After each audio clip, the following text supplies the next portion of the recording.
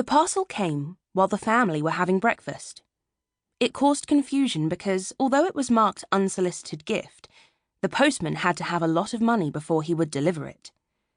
Mrs. Miggs, who came in to help with the housework, had not arrived, so Miss Lipscomb, who was boiling instruments in the surgery, answered the bell. Miss Lipscomb had, when she was younger, been matron in charge of a workhouse. People say to matrons, "Yes, matron," whenever they speak, which makes it difficult for matrons when they retire. If for years and years people have said, "Yes, matron," in respectful tones, it is hard to get accustomed to people saying a plain "no." To make up for all the respectful "yes, matrons" that she did not get, Miss Lipscomb made a favour of everything that she did in the hope that people would remember how important she was. That was why it was awkward that it was she who answered the postman's ring. The family were sitting round the table eating breakfast, which that day was cereal and sausages. They heard Miss Lipscomb say, "Nonsense! No parcel is worth so much. No, I certainly can't disturb the doctor at breakfast." Mr. Binns, the postman, could not be heard at first, but presently he lost his temper, and then his voice roared into the dining room. "I've no time for argufying with you. I've got work to do if you haven't." At the breakfast table, the children looked at each other in a hopeful sort of way. Mr. Binns was a very old friend, and he had said the one thing that was absolutely certain to make Miss Lipscomb angry. Dr. Andrews got up. "I'd better save bloodshed." He opened the dining room door and called out in a casual voice, as though he had not heard the argument going on, "Morning, Binns." The dining room door being open, the children could hear everything. Miss Lipscomb and Mr. Binns talked at the same time.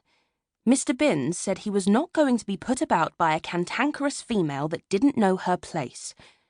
Miss Lipscomb said what the world was coming to she didn't know when creatures like Binns could so far forget themselves. Then Dr. Andrews cut in. "Sorry you've been taken from your work, Miss Lipscomb. Perhaps you would get my instruments packed. I shall be off in a minute." And to Mr. Binns, "What's the damage?" There was a pause after that. Obviously money was being paid out. Then Mr. Binns said, "Good morning, Doctor." As soon as the money was paid, all the family, from Mrs. Andrews down to Benjamin, thought about the parcel. Mrs. Andrews wondered whether it was for her. Could it possibly have some of that glorious flannel in it that made shirts for the boys? John knew it was not for him, but wondered about the stamps. He collected Dominions only. He hoped it was from Canada and had a very expensive stamp on it. He had only just started his collection in the summer, just before his first term at Marlborough, and it was not up to much yet. Selina prayed hard that it was for her. It might be because she had a godmother in America. It was true that her godmother did not usually send presents for proper occasions. She never remembered Selina's birthday was in October.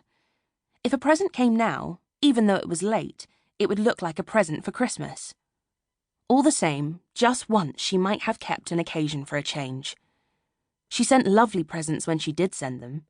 Selina hoped if it was a present, it had in it something like sweets that could be shared round, because on the whole, she got more parcels than anybody else in the family, and that made things a bit awkward when you were just a cousin and everybody else were brothers and sisters. The twins, Christopher and Sally, had an especial interest in the parcel. They guessed it came from America and was for them. It might say unsolicited gift, but they knew that they had written a letter to Uncle Bill in Washington, which, if it had got past the censor, would mean that Uncle Bill had been shopping. Christopher wanted skates. He wanted skates so badly that he dreaded a cold winter because he had not any. When it comes to not wanting ice and snow, things are pretty bad. The maddening thing was he had saved the money to buy skates, but there were no new ones being made, and none of his size were ever advertised for sale second-hand. He had not exactly asked for skates in his letter to Uncle Bill, but he had said, "It would be pretty decent if there was ice this Christmas, if I had any skates, but there are none made now." Sally felt she could no longer live without silk tights. She had written, "There is a chance that I may dance the lead in the ballet we do at school at Easter, if I had silk tights, which I have not.